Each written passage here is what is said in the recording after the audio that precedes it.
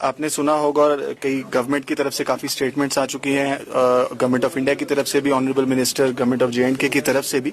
कि जो domestic LPG supply है वो बिल्कुल यूनिफॉर्म हमारी चल रही है। हमारे पास जो स्टॉक पोजीशन तकरीबन 2 हफ्ते की रहती है वो बरकरार रहती है,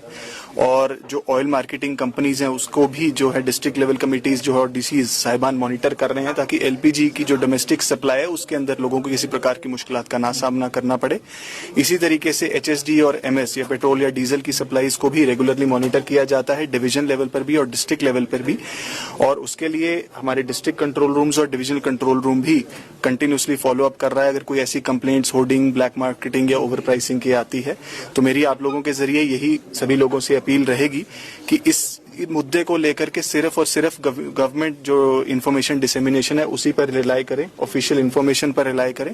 किसी किस्म की पैनिक, र्यूमर्स या कोई ऐसी फेक न्यूज से हमें बचने की जरूरत है, और गवर्नमेंट टाइम टू टाइम इस सिचुएशन के बारे में लोगों को अपडेट करे। कई सारी ऐसी शिकायतें आ रही कि OTP आ रहा है लेकिन डिलीवर नहीं हो रहा, तो उससे रिलेटेड देखिए, केस टू केस बेसिस पर ऐसी कंप्लेंट्स आती हैं। उसके लिए जैसे मैंने कहा कि DC साहिबान की जो टीम्स है उसके ऊपर कार्रवाई करती हैं। इन food and civil supplies department भी उसके ऊपर एक्टिव है। In fact food and civil supplies department daily basis पर एक सेंट्रल फॉर्मेट के ऊपर रिपोर्ट जनरेट करता है, और वो रिपोर्ट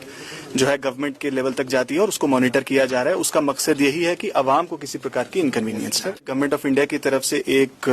हेल्पलाइन भी जारी की गई थी और गवर्नमेंट ऑफ J&K की तरफ से भी हेल्पलाइन नंबर्स दिए गए थे, और जैसा मैं कह सकता हूं कि गवर्नमेंट ऑफ इंडिया की पूरी कोशिश इस मामले में चल रही है, और ऑनरेबल CM साहब ने भी इस बारे में अश्योर किया था। कई सारे पेरेंट्स उनसे भी मिले थे, और हमारी भी यही कोशिश है कि जो भी इंफॉर्मेशन हमारे पास गवर्नमेंट की तरफ से आती है हम तुरंत पेरेंट्स के साथ साझा करते हैं,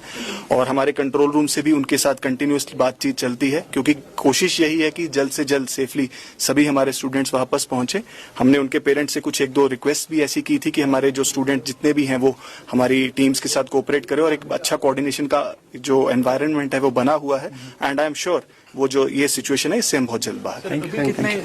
दिन का स्टॉक है, चाहे एलपीजी की बात करें या? देखिए, जैसा मैंने कहा कि तकरीबन 2 हफ्ते का स्टॉक रहता है, बट एक बड़ी डायनेमिक पोजीशन है जो चेंज होती रहती है। तो मिनिमम 10 डेज से लेकर के 15 डेज ये रफली एक ऐसी पोजीशन बनी रहती है। और मैं लास्ट 2 दिन पुरानी मैं बात करूं, तकरीबन 14 डेज का हमारे पास स्टॉक सभी मटेरियल्स का था। एंड